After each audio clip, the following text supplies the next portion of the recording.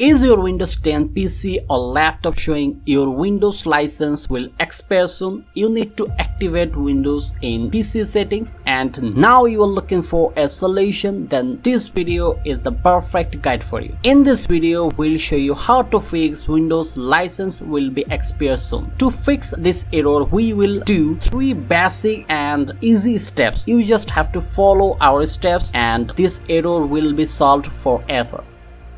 First, you have to open the Task Manager, which you will find at the bottom of the page, taskbar, or you can use shortcut keys Ctrl plus Alt plus Delete on the keyboard. Select Task Manager. After opening the Task Manager, go to the Process tab and search for Windows Explorer. When you find out Windows Explorer, right-click on it and select End Task. You will notice that the background has been removed. There is nothing to worry about. Now go to the File option, which is at the top left corner, then select Run a New Task. After that, a CMD window will be open. Here you just have to write explorer.exe, explorer.exe, then click on OK button. Then your background will be back again. Now you have to reboot your PC to save the settings.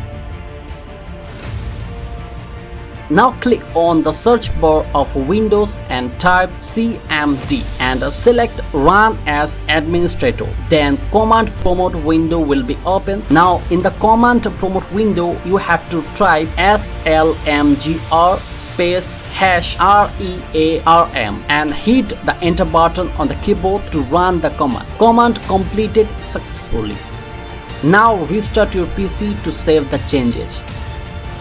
We need to open Run command. Just use shortcut keys Window plus R key on the keyboard to open Run command. In the search bar, type services.msc. What we are going to do from this list, we will find out Windows License Management Service and Windows Update. We will disable both. At first, find out Windows Service Management. You will find this option at the bottom of the page. Just click on Windows License Management and disable the option. Then stop this service.